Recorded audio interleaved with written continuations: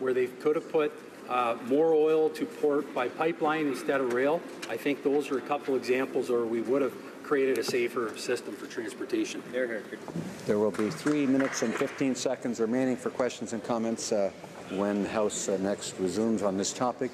Statements by members. The Honourable Member for Saanich Gulf Islands. Thank you, Mr. Speaker. Last week, we stood together in a moment of silence in memory of the tragic events of October 22nd, 2014. We never had a public inquiry in this country as to the breakdown of security that allowed an armed man into this building.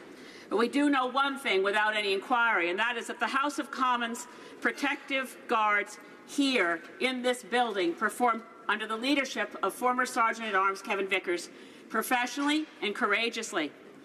Without a proper review, the previous government decided the solution was to put the RCMP in charge of all Parliament Hill security, essentially demoting the very people who protected us. As a result, we now see ongoing labour negotiations. We see the signs of small degrees of protest from our protected guards, and they are now facing disciplinary action. They're not being treated with respect in labour negotiations with their new bosses. And I ask us, as members of Parliament, they protected us. Let's stand up for them. Honourable Member for St. Boniface, Monsieur le Président. Mr. Speaker. 2 weeks ago, I had the privilege to spend 3 days and 3 nights on the HMCS Winnipeg, one of 12 frigate warships for the Canadian Navy.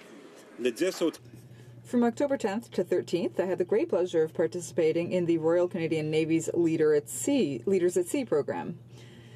This excellent program, which our government restored, allows elected officials and other citizens to learn about the work of our naval officers and the capacities of the ships that they work on. It was an added privilege to be aboard the HMCS Winnipeg, my home city's namesake. During our time at sea, I was able to learn about the exceptional work that Navy sailors accomplish and their important role within our greater Canadian Armed Forces family. As we lead into Remembrance Day and we honour those that have made the ultimate sacrifice for Canada, let us also recognize all those who currently serve in defence of our rights and our freedoms. Merci. The Honourable Member for Central Okanagan, Similkameen Nicola. Mr. Speaker, this past weekend I attended the memorial service of Mr. Gus Boersma. Gus, as we all like to call him, was a remarkable man who truly believed in giving back to his community.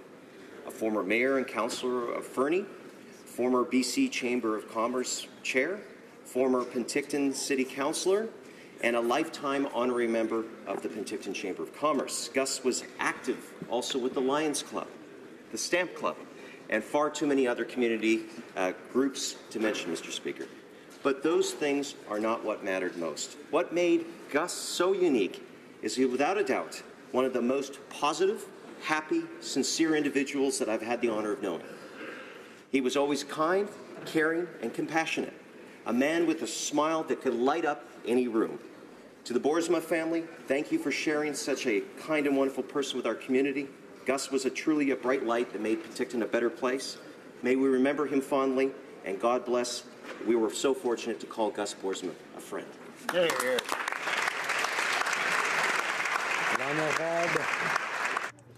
The Honourable Member for Miramichi-Grand Lake. Mr. Speaker, it is with honour and sadness that I rise in the House today to commemorate the life of Lloyd Cameron, or Mr. C, as he was known to his many students. A lifelong resident of Miramichi, Lloyd taught for more than 33 years and had an immense impact on his students as both an English teacher and the director of the drama department. Lloyd was a champion for local theatre and the arts, and one of his last roles was playing Canada's first Prime Minister, Sir John A. Macdonald. Whether it was lending me his family tartan or giving up his seat on tall ship for my wife, I have personally experienced the kindness and caring that Lloyd embodied, as have many others. So he gave so much to himself, of himself to his community, to his church, to his students, and to his neighbours. He inspired those around us to do better and be better. My heartfelt condolences go to Lloyd's family, his friend, and the entire Miramichi community. Lloyd was truly one of a kind, and he will be missed. Thank you, Mr. Speaker. Honourable Member for Kootenay, Columbia. On October 17th, there was a terrible tragedy in the town of Fernie in my riding of Kootenay, Columbia. 3 workers, Wayne Hornquist and Lloyd Smith from Fernie and Jason Podlosky from Turner Valley, Alberta, lost their lives due to an ammonia leak at the municipal arena. 95 residents living near the arena were evacuated from their homes for 5 days. My heart goes out to the families of the workers who died and to the citizens of Fernie. It is estimated that there are over 3,700 ice arenas and curling rinks in Canada and that 65% of them use ammonia as their refrigerant. And since 2007, there have been over 50 ammonia leaks in Canada, many resulting in injuries and deaths. Carbon dioxide systems offer a safer and more efficient alternative. Our most important role as members of Parliament is to keep our citizens safe, and I call on the federal government to work with the provinces to help municipalities phase out of ammonia-based systems to ensure there are no more tragedies like the one suffered by the people of Fernie. Thank you.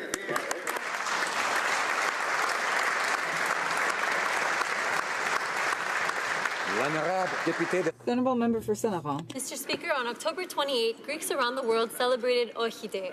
On this day in 1940, the Greek Prime Minister was given an ultimatum by Mussolini to allow Axis forces to enter and occupy strategic locations in Greece or to go to war. The Prime Minister was quick to respond, Ochi. In English, no. The next day, the Greeks were forced into the Second World War and fought for their country's freedom. As Franklin Roosevelt put it, the Hellenes have taught dignity throughout the centuries. When the entire world had lost all hope, the Greeks dared to doubt the invincibility of the Axis forces, fighting back with the proud spirit of freedom. The Greeks fought like heroes in that fight, holding the Germans back for 6 weeks and playing a pivotal role in the outcome of World War II. Χρόνια πολλά σε όλους τους Έλληνες. Ζήτω η Ελλάδα, ζήτω ο Καναδά.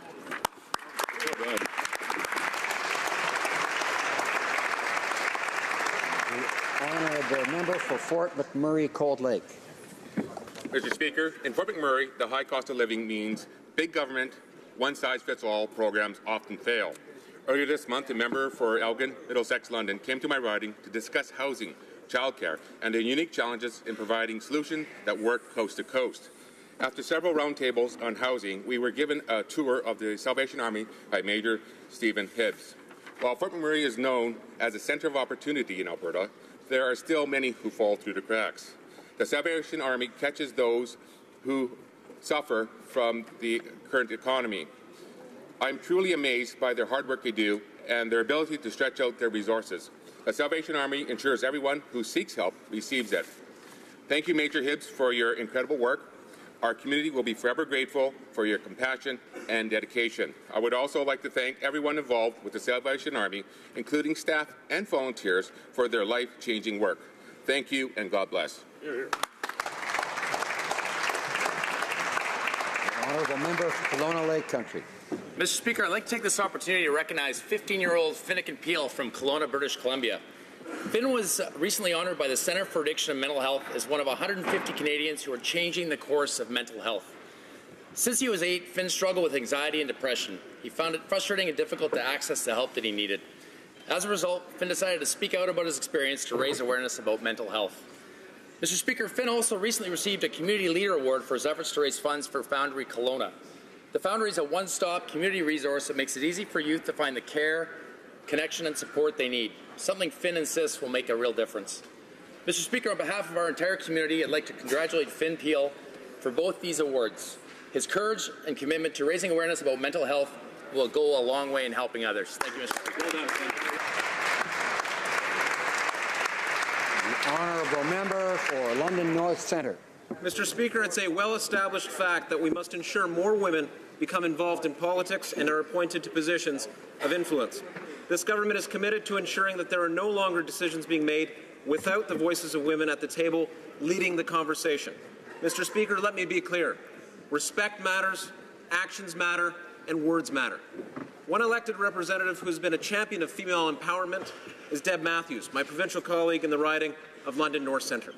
Deb, the current Deputy Premier of Ontario, recently announced that she will not be seeking re-election to the Ontario Legislature.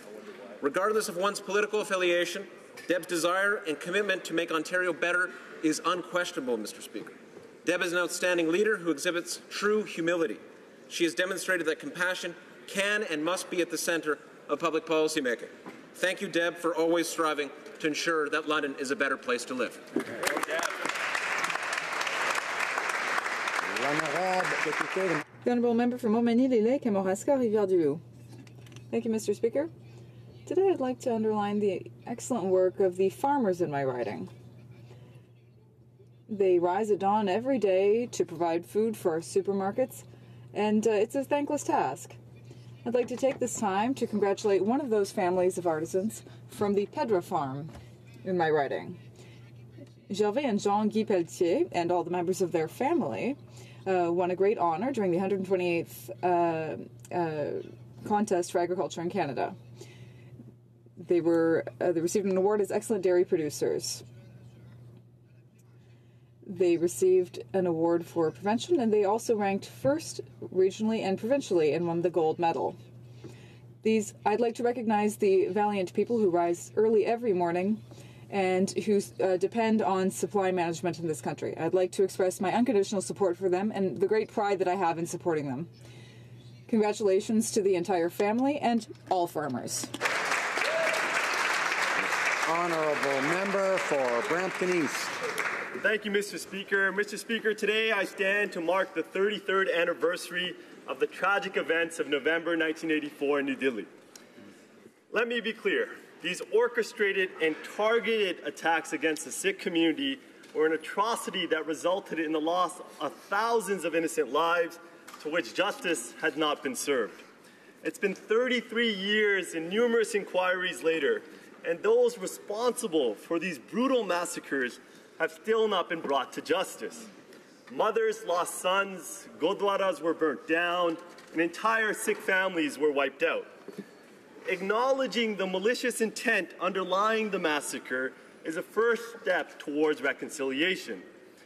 Truth and reconciliation have benefited Canada a great deal. It can benefit India as well.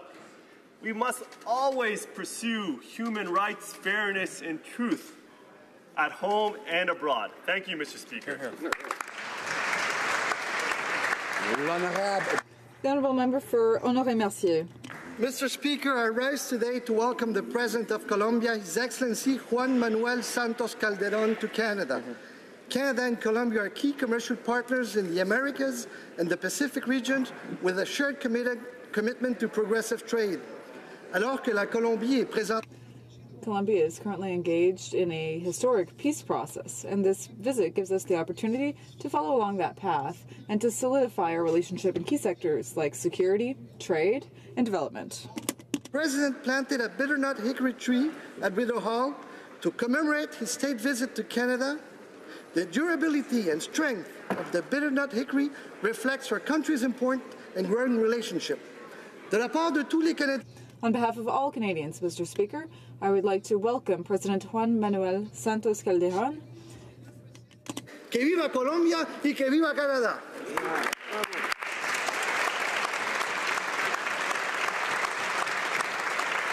The Honourable Member for Calgary Rocky Ridge. Mr. Speaker, I would like to extend a warm welcome to members of the mortgage brokerage industry who are on the Hill today. Over my 2 decades in the mortgage business, I saw firsthand how mortgage brokers have increased choices and decreased costs for consumers. Mortgage brokers have helped make home ownership possible for many Canadians and more affordable for many others. These brokers are concerned because the mortgage changes enacted by this government last year have increased costs, reduced choice, and excluded many first-time buyers from the market. Many mortgage brokers are also among the thousands of small business owners insulted by this finance minister last summer when he accused them of using private corporations to avoid taxes while he was concealing his own assets and conflicts of interest from Canadians. I encourage all colleagues from all parties to meet with mortgage professionals this week, and I urge this finance minister to quit making things tougher on Canadian home buyers and on small businesses. The Honourable Member for Brampton North. Mr. Speaker, we've approached the end of Women's History Month, and I'd like to take a moment to highlight what this month has meant to me. It's a time to celebrate the achievements of trailblazing women who have shaped our country and inspired me in many ways. Without these women before me, I would not be standing here in Parliament today. Women like Nellie McClung, who fought for women to be recognized as persons under the law, and like Surjit Sidhu, who was the first Indo-Canadian woman to graduate from medical school in 1950. In this month, we recognize women of the past, but we must also encourage women and girls to fight many barriers they still face, even in 2017. So this year, I'd like to recognize the Pink Laddu Project and their volunteers like Harbir Singh. The organization encourages families to stand up against sexist customs by sharing examples of those who already have. These stories are shared of real South Asian women breaking the mold by fulfilling roles traditionally reserved for men. By doing this, they make it easier for everyone to challenge the Honourable Member for Victoria. As Remembrance Day approaches, I rise to thank all branches of the Royal Canadian Legion across this country. In my riding of Victoria, I salute the Britannia branch, Trafalgar Pro Patria, and Public Service Branch 127, of which I'm a proud member. Organizing commemorative services takes a great deal of effort, so let's say thank you to the volunteers, the veterans, and their families. This year, I won't be able to attend Remembrance Day services with my Legion friends. I have the honour to travel to Passchendaele in Belgium to pay my respects and remember those who fought and died for our country. Wow. Remembrance Day is also a day to reflect on peace. Let's acknowledge those working to ban nuclear weapons, from local groups like the Vancouver Island Peace and Disarmament Network to groups like this year's Nobel Peace Prize winner, the International Campaign to Abolish Nuclear Weapons. Let's honor those who have given so much for our country by renewing our efforts to ensure future generations never again have to make the enormous sacrifices of current and past generations of Canadians. Well done. Honourable Member for Sarnia Lambton.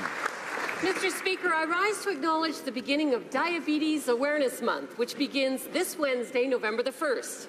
Today, diabetes is at epidemic levels in Canada, with 1 in 3 Canadians already living with diabetes or pre-diabetes, including an estimated 1.5 million with undiagnosed diabetes. Whether type 1 or type 2 diabetes, many Canadians know the impact this illness causes in day-to-day life, which is why many of them were surprised to learn that under the current Liberal government, type 1 sufferers who previously received the disability tax credit are now finding themselves denied for no reason. I ask my colleagues to join me in calling for the minister responsible for the Canada Revenue Agency to immediately end this unfair, cold-hearted reinterpretation of the existing disability tax credit policy for those with diabetes and other disabilities. Thank you, Mr. Speaker. Honourable Member for Glengarry Prescott Russell. Mr. Speaker, this week we're celebrating the 5th annual National Francophone Immigration Week. Immigration is crucial to the survival of Francophone communities, such as mine. I'd like to underline the exceptional work of the Assemblée de la Francophonie de l'Ontario, the ACFO, and the Francophone Immigration Support Network of Eastern Ontario. The work of these organizations is indispensable. I'm proud to be part of a government that takes this issue seriously. Our government is committed to supporting and strengthening our Francophone minority communities, notably by increasing the number of French-speaking immigrants settling in those communities. We've also renewed the Mobilité Francophone program, which encourages the entry of highly qualified Francophone workers into communities. We're continuing to work hard to work with these organizations to find practical solutions to meet our target. To all French-speaking new arrivals to Canada, welcome to your new country.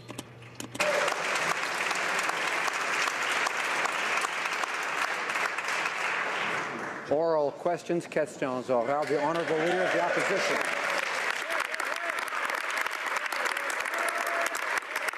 Mr. Speaker, it's against the law for Cabinet Minister to own stocks and investments unless they are in a blind trust. Now, the Finance Minister has been caught, and now reports indicate that at least 4 other Cabinet Ministers are using the same loophole to maintain control of their investments. So, a very simple question to the Prime Minister. Who are they? Right Honourable Prime Minister.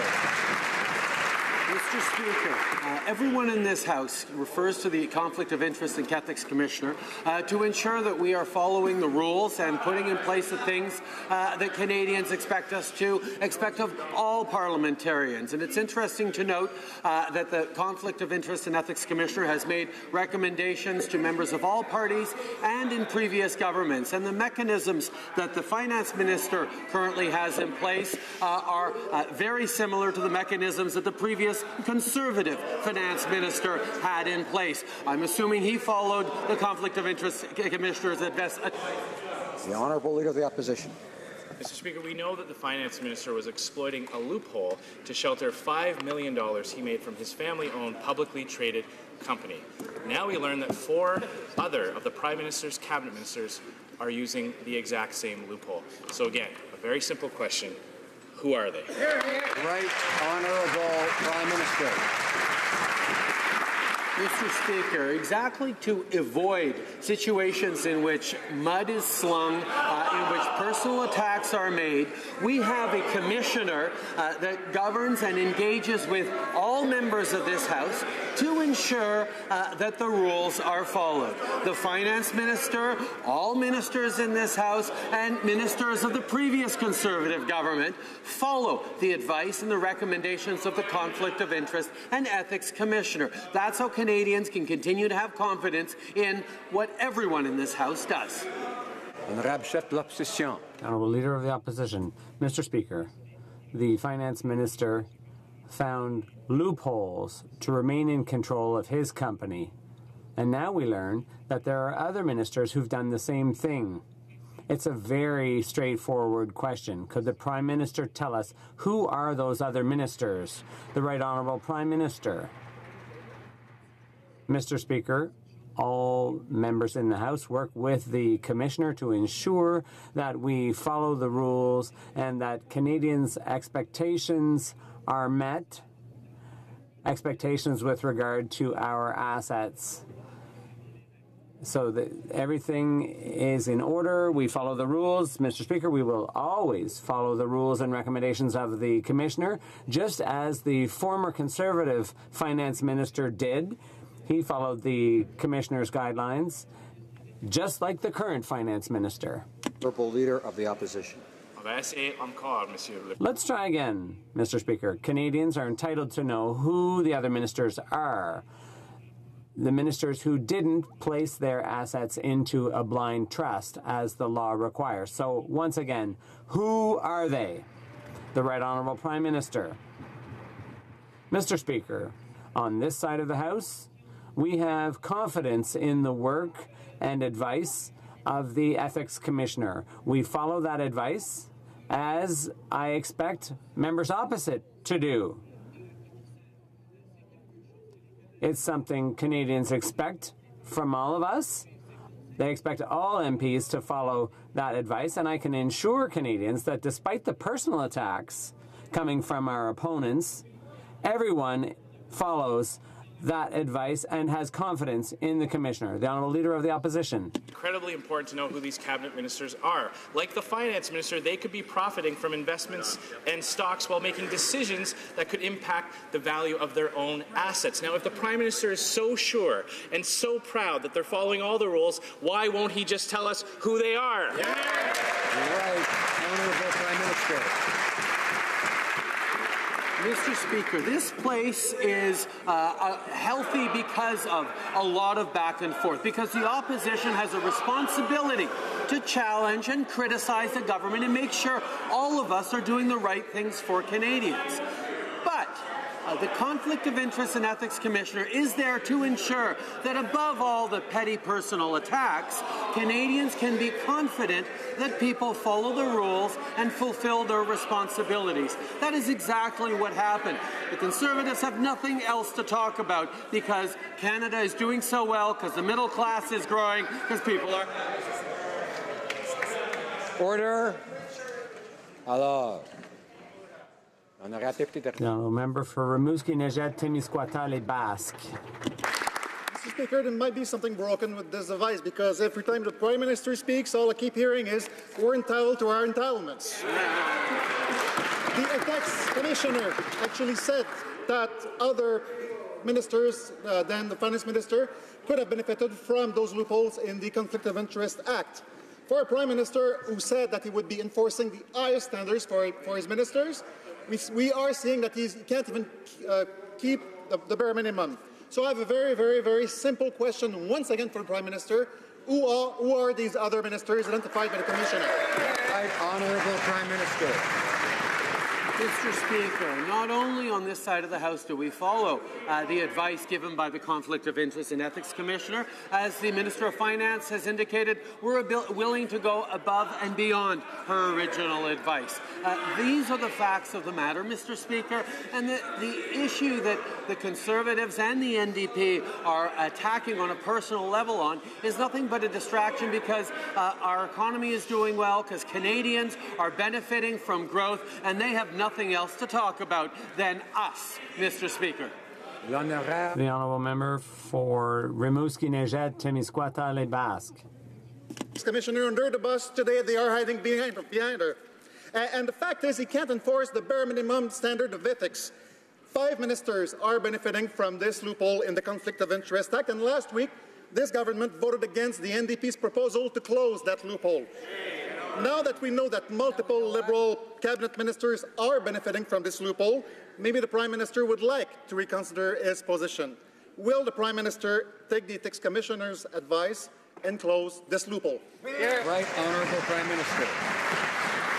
Mr. Speaker, not only do we support the Conflict of Ethics and Interest Commissioner on this side, Conflict of Interest and Ethics Commissioner on this side of the House, but we do follow her advice. That is something that the members opposite can't seem to understand, as they constantly criticize the work she's done, the advice that she has given to all parliamentarians. When we arrive in this House, Mr. Speaker, we follow the advice of the Commissioner because that's what we are expected to do. That's what Canadians expect us to do. And these personal attacks just happening because they have nothing else to talk about. That's why they're obsessed with us while we focus.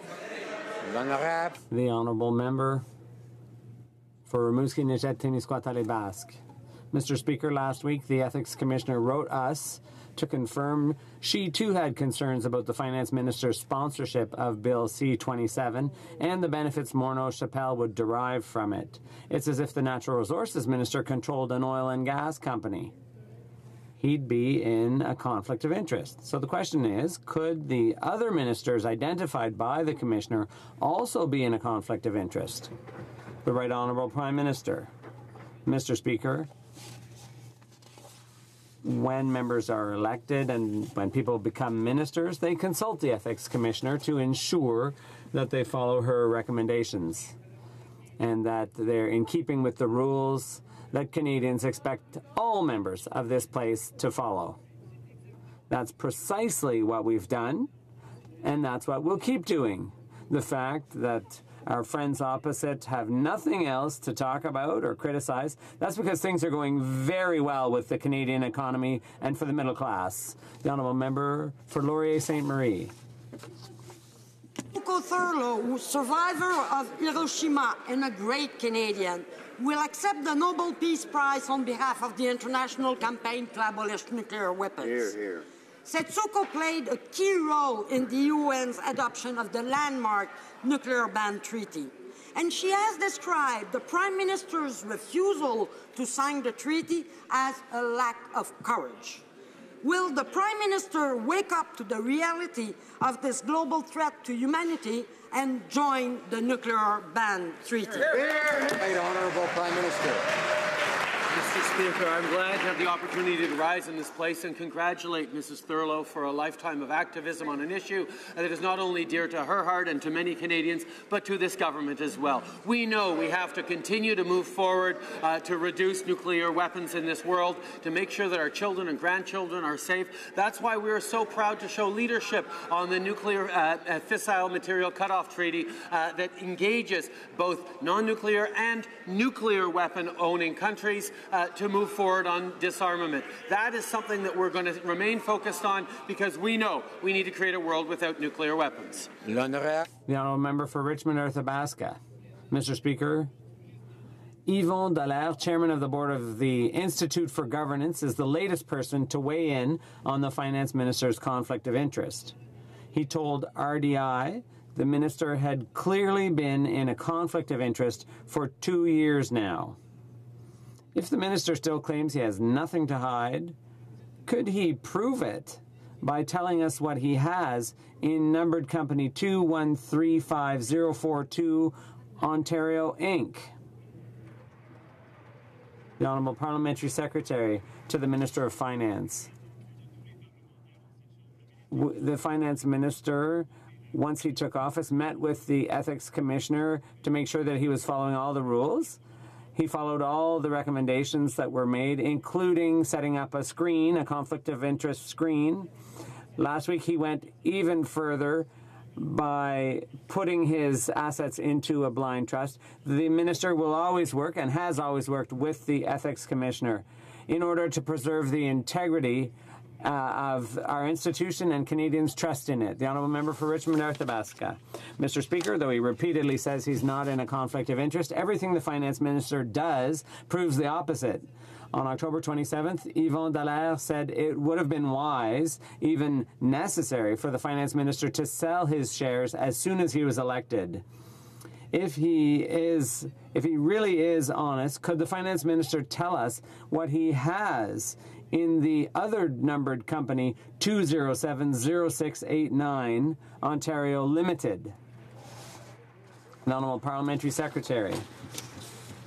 Thank you, Mr. Speaker. The Finance Minister, like all members here in the House, works with the Ethics Commissioner, follows her recommendations immediately upon taking office in order to make sure that he followed all the rules governing us. The Minister will continue to work with the Ethics Commissioner to make sure that he's in full compliance. And, Mr. Speaker, I think we can be proud of the Finance Minister's work over the past 2 years. He's accomplished more for the Canadian economy than the Conservatives did in 10 years, with 400,000 jobs created. We're very proud of the Finance Minister. Position, order. House Leader. Mr. Speaker, what we know is that the Finance Minister owns several other numbered companies with secret assets in them. Unfortunately, we cannot trust this minister to do the right thing, especially when he thinks that nobody is watching. That's clear from the way he hid his Morneau Shepell shares over the last 2 years. So will the Finance Minister be transparent with Canadians now and disclose what he owns in his numbered company 2254165 Ontario Inc. Honourable Parliamentary Secretary to the Minister of Finance. Mr. Speaker, the Ethics Commissioner is responsible for preserving the integrity and the confidence that Canadians have in this Parliament. And the Finance Minister, just like any parliamentarians, has worked with the Ethics Commissioner, has followed her recommendations, and has gone even further, above and beyond what she's recommended. The Finance Minister will always work with the Ethics Commissioner to make sure that all rules are followed. Thank you, Mr. Speaker. Honourable Opposition House Leader. Mr. Speaker, the Finance Minister is mired in an ethical cesspool of his own making, and he seems quite happy to remain there. He got caught misleading Canadians about his Morneau Shepell shares, and now he wants us just to trust him, even though he has millions of dollars worth of other assets hidden secretly in these numbered companies. Companies like 1446977 Ontario Inc. What's in that one? Honourable Parliamentary Secretary. Thank you, Mr. Speaker. The Minister of Finance has always worked in a forthcoming and transparent manner with the Ethics Commissioner, has followed her recommendations, namely what she saw as the best measure of compliance, to put in place a conflict of interest screen, which has been done from the get-go, a measure that was good enough for Denis Labelle when he was Minister, a measure that was good enough for the member from Milton when she was Minister. That's what the Finance Minister has always done, follow the recommendations of the Ethics Commissioner. Thank you, Mr. Speaker. Honourable Member for Carleton. When the Prime Minister woke up this morning and saw that blazing headline on the front page of the Globe and Mail saying there are 4 other ministers hiding stocks within numbered companies, he was so concerned that he would have called a meeting in that room on the 3rd floor around that big oval table, and he would have said, ministers who have stocks hidden within numbered companies, raise your hands. Which ones did? The Honourable Parliamentary Secretary. What is expected of all Canadians and ministers is that they work with the Ethics Commissioner, for whom we have the utmost respect in preserving the integrity of parliamentarians. That's what we've always done on this side of the House. We've always been transparent in our dealings with the Ethics Commissioner. Up there, his hand was the Minister of Finance. He said over the weekend, and if there's something that I can do to make sure that people have absolute confidence, I'll do it. Speaking of his conflicts of interest, one thing would be to reveal what's inside his vast network of numbered companies and trust funds. So, can the Minister, for example, tell us what is in numbered company 2070689 Ontario Limited? Honourable Parliamentary Secretary.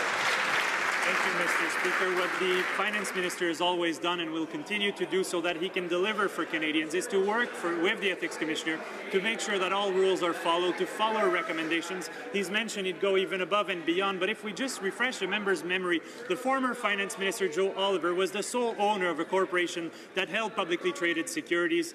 The member from Nepean was Minister of Democratic Institutions, had recommendations from the Ethics Commissioner, never acted upon them. So what I see is a bit of hypocrisy, a lot of amnesia. At the same time, Mr. Speaker, I can understand why they're trying to forget their decade in power. Millions of Canadians are trying to forget.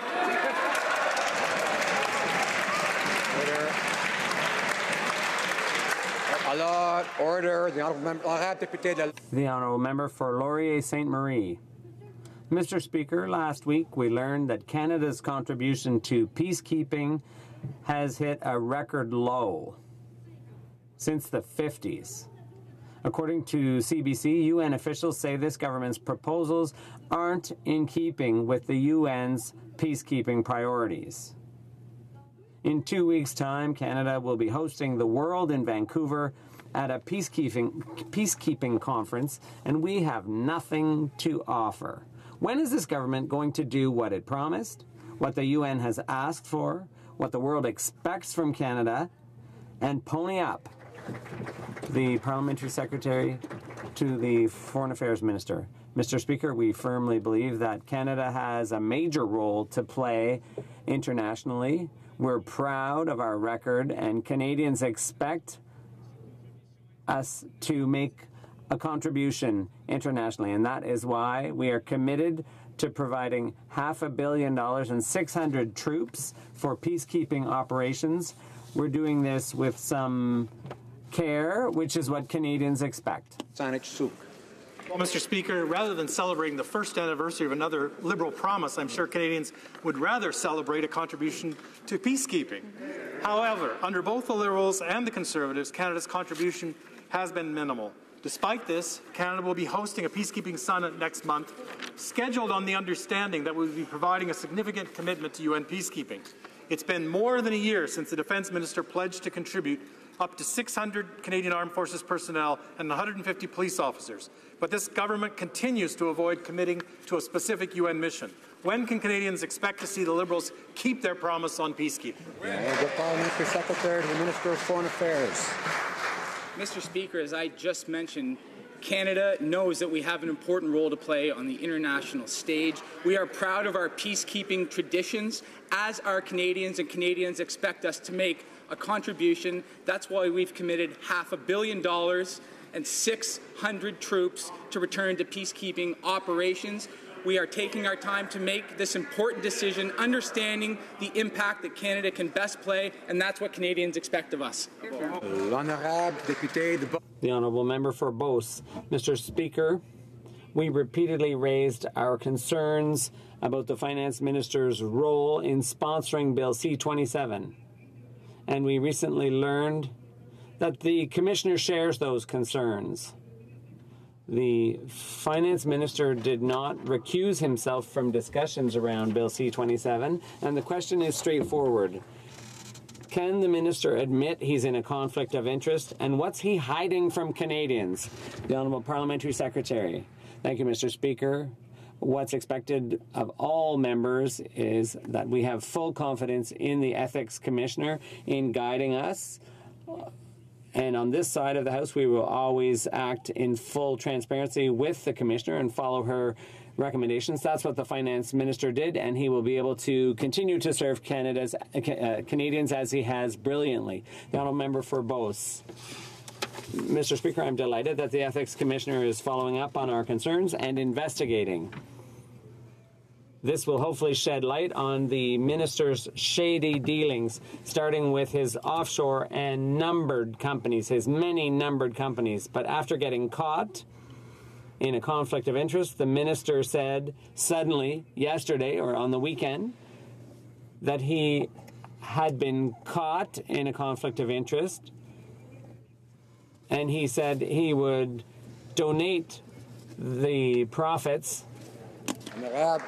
The Honourable Parliamentary Secretary to finish up what the member was trying to say, yes, the minister did announce that he would donate his profits to charity, and I think that was a really great thing to do. It shows his desire to serve the public. He's been serving the public for 2 years now with brio. He's done great things for the economy and for prosperity for all Canadians. For Barrie Innisfil. Mr. Speaker, the minister will have to donate $300,000 that he's made today and $10,000 since question period started to charity. In fact, the day after C-27 was introduced, shares in Morneau Shepell rose sharply by 5%. By his own admission, the finance minister has made $5.5 million on his Morneau Shepell stock alone since he was elected. The ethics commissioner is concerned enough that she's now investigating the minister's involvement in Bill C-27. How could the minister betray Canadians like this for his own financial gain and that of his family business? Honourable Parliamentary Secretary. Thank you, Mr. Speaker. As I've mentioned, the Finance Minister has always worked in a forthcoming manner with the Ethics Commissioner, has followed a recommendation, one of which was to set up a conflict of interest screen, which has been in place and which has been described by the Ethics Commissioner as the best measure of compliance possible, a measure that was good enough for the member from Milton, that was good enough for Denis Lebel back when he was in Cabinet. Thank you very much, Mr. Speaker. Honourable member for Barrie Innisfil. Well, Mr. Speaker, it's clear that the minister sought no advice from Mrs. Dawson when he was involved and introduced Bill C-27.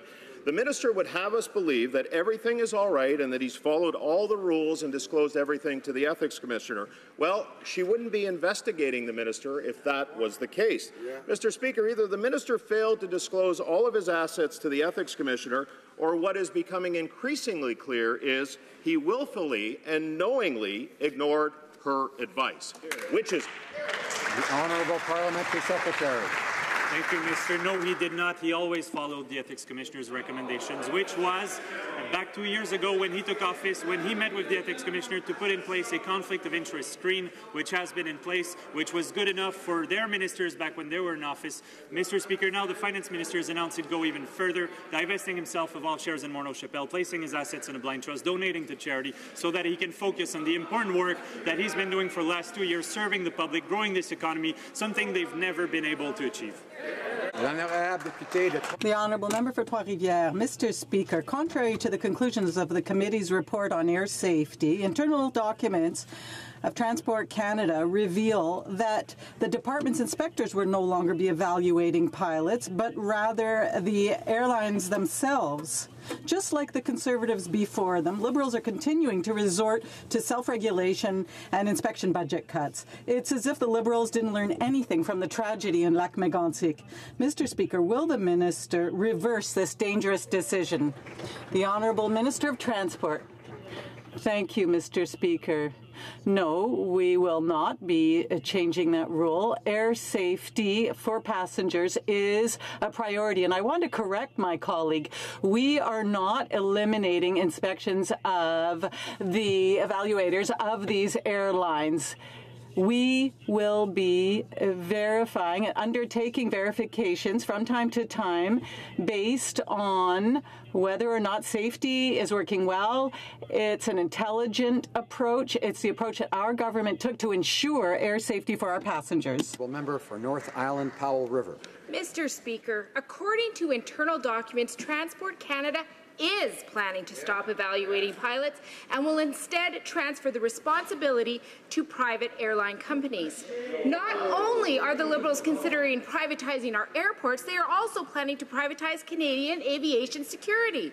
The Conservatives and the Liberals did this with our rail transport security and with our food safety system. In both cases, this private self-regulation has led to major disasters. Do the Liberals have a limit to what they are willing to privatize? Honourable Minister of Transport. Thank you, Mr. Speaker. So again, to address the issue, I want to correct my colleague. We are not getting rid of the function of checking the check pilots of the airlines who check their own pilots. We are continuing to use this approach because it's an intelligent, risk-based approach. It is one that we feel will, in the most economical fashion, address our requirements while not sacrificing in any way safety. We are a modern transport ministry, and we're working in a modern way. Thank you. Honourable member for Edmonton Centre. Mr. Speaker, last Thursday, Albertans received the news that Amazon is making a major investment in Calgary's economy, committing to opening their 7th facility in Canada. This is great news for Alberta. Proof positive that investing in Alberta's talented and skilled workforce is a smart investment.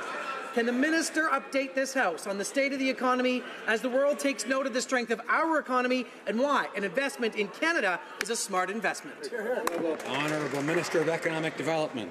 Mr. Speaker, I'd like to thank the member from Edmonton Centre for his hard work, dedication, and for being a strong voice for Albertans, Mr. Speaker. As the member has mentioned, we're very pleased to hear that Amazon is opening a new distribution centre in Calgary, creating 750 jobs. This is good news for Calgary, this is good news for Alberta, and this is good news for Canada, Mr. Speaker. It's because of our innovation and skills plan that we've created these conditions. And since we formed government, Mr. Speaker, there's been over 450,000 jobs that have been created, Mr. Speaker. We have a plan. That plan is working. We're going to focus on growth and jobs.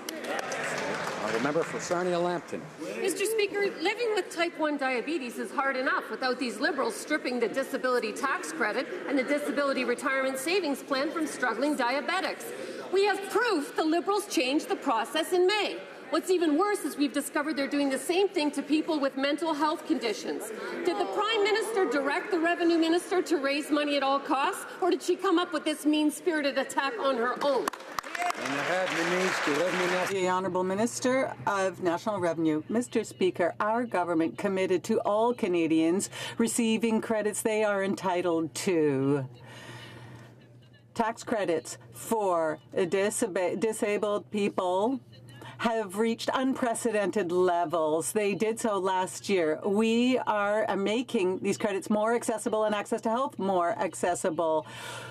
We allowed nurses to fill in forms for their patients. We've simplified the process. We invested $5 billion in our last budget in order to provide mental health support. The Honourable Member for Louis Saint Laurent. Mr. Speaker, unfortunately, Canadians know that the voracious appetite that Liberals have for taxpayers' money knows no bounds. They went after small business people, they went after Canadians, and now they're going after people suffering from mental illness. Now we know that these are people who, for example, are suffering from schizophrenia, who are bipolar, or who are autistic. They are the ones being targeted. The Liberals have made it much more difficult for these people to access tax credits. The question is simple. Where is the Liberals' heart? Revenue National. Honourable Minister for National Revenue. Our government is firmly committed to ensuring that people receive credits they are entitled to. Total tax credits for people suffering from mental health illness reached unprecedented levels, Mr. Speaker. We are making this tax credit and mental health services more accessible. Our government invested more than $5 billion in the 2017 budget, which will provide support to 500,000 young people under the age of 25 years. We continue to work in collaboration with our partners. The Honourable Member for Louis Saint Laurent. Mr. Speaker, when we, the Conservatives, were in power, we had our hearts in the right place. People suffering from various issues received our attention, and that's why we provided tax credits for people who are ill, who are suffering from diabetes, or who have mental health issues. Now the Liberal government is making the rules so strict that very few people suffering from these illnesses have access to the tax credits. So the Liberal governments are taking more money out of those who are suffering because of their appetite for funds. Why are they making lives so difficult for people who are suffering? The Honourable Minister for National Revenue. Mr. Speaker, there have been no changes made to the eligibility criteria for tax credits for people suffering from diabetes, for people who are disabled. We provide tax credits. We have met with groups. We will continue to work with them. And I'd like to say to my colleagues opposite that over the past 10 years, you cut in scientific research. Our government invested $41 million in research into diabetes, Mr. Speaker, and we will continue to do this kind of work. For Calgary, Rocky Ridge. Well, if there were no changes, Mr. Speaker, then why are 80% being denied now? But another week, and it's another tax grab by the Liberals. It was bad enough that in her department, they've started to reject the medical advice of doctors who treat type 1 diabetics. Now there are reports that people who are mentally ill are also being, and people that have qualified for years are suddenly being denied. So with the Liberals raising taxes and threatening benefits on the mentally ill, one can only ask, who's next? The Honourable Minister. Mr. Speaker, our government is firmly committed to ensuring that all people receive tax credits they are entitled to. Now, with respect to mental health, Mr. Speaker, our government will be investing $5 billion in the 2017 budget that will provide 500,000 young people under the age of 25 years old to benefit from better services. In terms of diabetes, our government invested also money into research, contrary to the government under the Conservatives who cut in that kind of research. Member for Windsor-Tecumseh. Mr. Speaker, let's go over this again. So Canadians with autism, bipolar disorder, and other mental health issues, and those requiring dialysis, are some of the latest to be denied the disability tax credit due to changes in the way the CRA interprets eligibility. This interpretation changed as a result of direction from the minister's office. The question is, will the minister change it back? Will the minister reverse this directive so that all persons previously eligible for this benefit can continue? The Honourable Minister of National Revenue. Mr. Speaker, I want to reassure everyone by saying that there have been no changes in the eligibility criteria for the tax credit, for the disability tax credit. There have been no changes in the legislation. There have been no changes in the interpretation of the legislation, Mr. Speaker. We are going to ensure that people continue to receive tax credits they are entitled to. The Honourable Member for Hochelaga. Mr. Speaker, according to the most recent 2016 census data, the Indigenous population in Canada increased by 43% since 2006. That's 4 times more than the growth of the non-Indigenous population. Yet last year, 1 Indigenous person out of 5 lived in overcrowded housing, also requiring major repairs. It's shameful. And this is a federal jurisdiction. Will the minister commit today to putting in place a targeted Indigenous housing strategy on and off reserve? The Honourable Minister for Indigenous Services. Issue. We know that housing is an absolutely essential criteria for people to have to be able to enjoy a good quality of life. That is why in Budget 2016 we committed over 2 years $550 million, which has gone to support Indigenous housing, First Nations housing on reserve. I'm pleased to report at this House that to date 8,800 units have already been either built or are in the process of being built and renovated. This is good news. There's much more to do. Woo! The Honourable Member for Calgary Signal Hill. Mr. Speaker, last week the Calgary Herald reported that the Minister of Sport inappropriately used House of Commons resources to support his father's campaign for election of trustee for the school board. In answers to my questions last week, the Parliamentary Secretary seemed to indicate that the matter had been referred to the Ethics Commissioner, but the answer was anything but clear. So I'll give the Minister another opportunity to clarify today to the House whether he cleared with the Ethics Commissioner the use of these materials in an effort to get his father elected as a school trustee. The Honourable Minister of Sport and Persons with Disabilities. Mr. Speaker, in last week's municipal election, I was very proud of the fact that my father, at 74 years of age, stepped up to run to be the trustee for Wards 8 and 9. I'm proud to report that he did win that election. He can take his 40 years of teaching experience to work for people in public education and better the lives of people in their communities. I'm very proud of this work. I'm very proud to have supported my father, and I look forward to following any advice at all that Ethics Commissioner has to offer. Honourable Member for Calgary Signal Hill. Well, Mr. Speaker, I'll take that answer as a yes, that he did inappropriately use resources of the House of Commons, and no, that he did not clear it with the Ethics Commissioner. Now, the Minister is besides being an MP, is also a Minister of the Crown and has additional resources. I would ask the Minister if he can assure this House that there were no other resources, including that of his riding office or of his minister's office, that was used to further the efforts to get his father elected as a school trustee. Honourable Minister. Mr. Speaker, I'm very proud of the work that I'm doing on behalf of the constituents of Calgary Centre, and as was pointed out in this House, we're focused on growing the economy and making sure things are better for people in our community.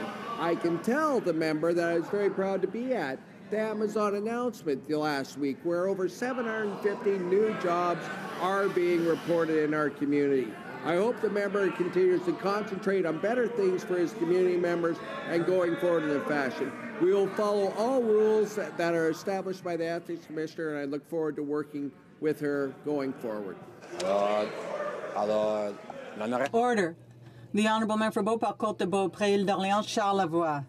Mr. Speaker, the line between municipal and federal affairs is being blurred. The Federal Minister for International Development did not deem it necessary to let her entourage know that she would be knocking on doors for the candidate running for her husband's team. Does the minister understand that because of her close relationship with the leader of the Renouveau Sherbrooke party and her position of authority, she has the ability to transform this municipal campaign into a conflict of interest and end up facing ethical issues? Did she use her department resources in order to promote her candidate at the expense of the other candidates running? The Honourable Minister for International Development.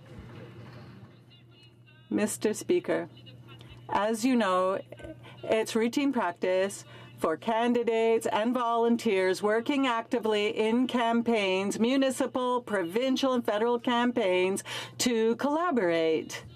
No resources were used when I was knocking on doors, and my colleague from Sherbrooke had, as a campaign director, a municipal councillor, for one. The Honourable Member for Brassard-Saint-Lambert.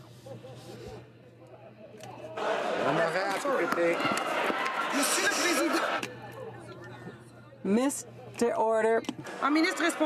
Mr. Speaker, we often hear the official opposition call for a minister responsible for seniors. That's rather surprising, given that that's rather surprising they're so concerned, given that they increased the age to qualify for the OAS and the GIS, which would have made the lives of seniors more vulnerable. They did nothing in response to calls to enhance the Canada Pension Plan. Will the minister responsible remind this House what our government is doing to ensure that seniors be able to live in dignity? The Honourable Minister for Social Development. Thank you, Mr. Speaker. I would like to begin by thanking my colleague and congratulating her for her work on behalf of her constituents and seniors. The welfare of seniors is a priority for our government and the priority for our department. Since 2015, we have increased the GIS up to $1,000 for 900,000 seniors. We brought the age of eligibility for the OAS down to 65 in order to avoid 100,000 seniors living in a vulnerable and very poor situation. We want to ensure that our seniors are included in our economy. Mr. Speaker, yet another example of the Hamas terrorist regime in Gaza using a school run by the United Nations Relief and Works Agency to provide cover for a terrorist tunnel to use Palestinian children as human shields, though UNRWA claims it closed the school when the tunnel was discovered. Now, our Conservative government delivered humanitarian aid to Palestinians around UNRWA, but the Liberals insist on handing UNRWA millions, despite the risk to children, despite the curriculum of hate and terror still taught to children in UNRWA schools. Mr. Speaker, why? The Honourable Minister for Family, Children and Social Development. Mr. Speaker, I can assure you that we are very concerned by the current situation and the fact that there was a tunnel found under a school. All necessary measures are being taken. We are following this very closely. Mr. Speaker, in this environment, this kind of event can occur, but it is not a reason to condemn 30,000 staff and deprive children of a good education. Britland. Mr. Speaker, W5 exposed the disastrous impact OpenNet Atlantic salmon farms are having on wild Pacific salmon, spreading diseases like PRV and HSMI. First Nations along the BC coast are calling for the removal of OpenNet salmon farms from the wild salmon migration route. The Liberal government must remove these farms from the salmon migration route and transition this harmful industry to safe land-based technology. Will the minister listen to First Nation and his own DFO scientists? Honourable Minister of Fisheries. Mr. Speaker, I want to thank my colleague for the question. I had the chance to be in his province of British Columbia, where I met with some First Nations leaders this past weekend. We obviously understand and accept the legitimate concern that so many people have about these practices. That's why, Mr. Speaker, we've made unprecedented investments in science and the Ocean Protection Plan. That's why we're working with the government of British Columbia. I've had a number of very positive discussions with Minister Popham about how we can work together.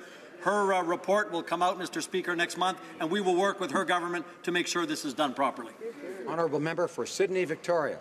Mr. Speaker, on behalf of the Minister of Heritage, I made a fantastic announcement in Cape Breton last week. As you know, Mr. Speaker, Cape Breton has a vibrant, thriving art and cultural industry. Our startup companies are taking off, and we made major investments on Friday.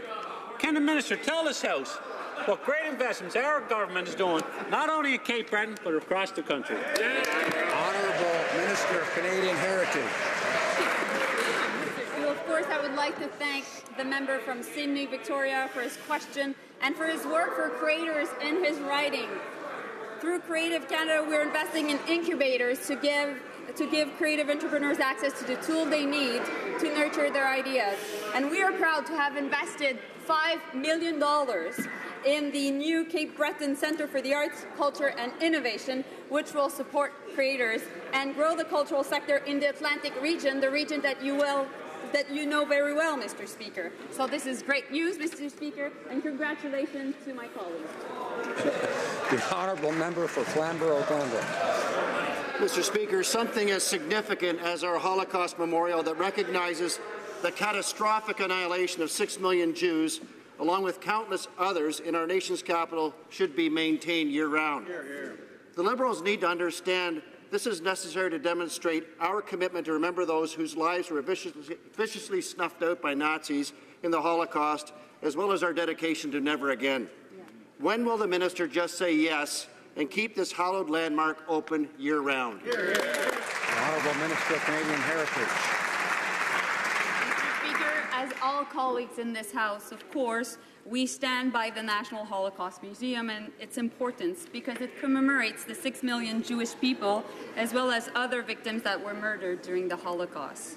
Our government is, of course, committed to building a more inclusive society, and the NCC is responsible for the day-to-day operations and management of the monument. And this decision was made by the National Holocaust Monument Development Council, along with the NCC.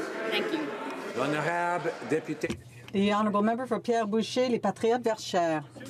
Mr. Speaker, on Friday, the Catalan government declared independence and the Catalan Republic was born. This will be the 194th UN country. This declaration of independence was based on a democratic process, a peaceful process, and people voted 90% in favor. Canada has recognized several new countries that are now members of the UN, the Czech Republic, Ukraine, South Sudan, and even the Kosovo. But there seems to be two approaches, Mr. Speaker. Why will the Canada not recognize the new Catalan Republic? The Honourable Parliamentary Secretary. Mr. Speaker, Canada attaches great importance to its relationship with Spain. The situation in Catalonia is an internal situation for the Spain. Dialogue between Spain and Catalonia within their constitution is the process to follow. We are calling on both parties to resolve their differences peacefully, and Canada recognizes a united Spain. The Honourable Member for Pointe-de-Lille. Mr. Speaker, it is absolutely shameful to see the Canadian government backtrack on its democratic principles when it comes to the self-determination of peoples. Today, Spain put a price on the heads of all independent members of the Catalan government that were legitimately elected by accusing them of sedition and rebellion. That's $100,000 of bail, that totaling $6.9 million. Will Canada condemn Spain for its repressive actions and its illegal attacks that are a breach of international law? The Honourable Parliamentary Secretary to the Minister of Foreign Affairs. Mr. Speaker, as I said, Canada attaches great importance to its relationship with Spain. The current situation in Catalonia is an internal situation for Spain. Dialogue between Spain and Catalonia within their constitution is still the best process to follow, and we call on both parties to resolve this issue peacefully. Canada recognizes a united Spain. The Honourable Member for Joliette. Mr. Speaker, Morneau Shepell has a subsidiary in the Bahamas, and all Liberal members voted against a Bloc Québécois motion to tackle tax avoidance in Barbados. Strange. Morneau Shepell works in the pensions sector, and all Liberal members have voted in favor of a retirement bill that benefits companies like the one belonging to the Minister of Finance. Strange.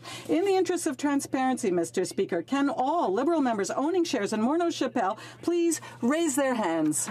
The Honourable Minister of National Revenue. Mr. Speaker, we are committed to fighting tax avoidance and tax evasion. Our government, over the past 2 years, has invested approximately $1 billion to fight tax evasion, and our plan is giving results. We're on the right track to recover $25 billion. We are also targeting 5 jurisdictions a year. We have transferred 627 cases to criminal prosecutions. We have effected searches that have led to 68 convictions. This is a priority for our government. The Honourable Member of Abitibi-Témiscamingue for a point of order. Mr. Speaker, in answering a question, the Minister of National Revenue said that nurse practitioners could fill out forms, tax forms, but it's only certain nurse practitioners and not others, so I'd like to know if she made a mistake. I believe this is not a point of order, but rather a debate. Orders of the day.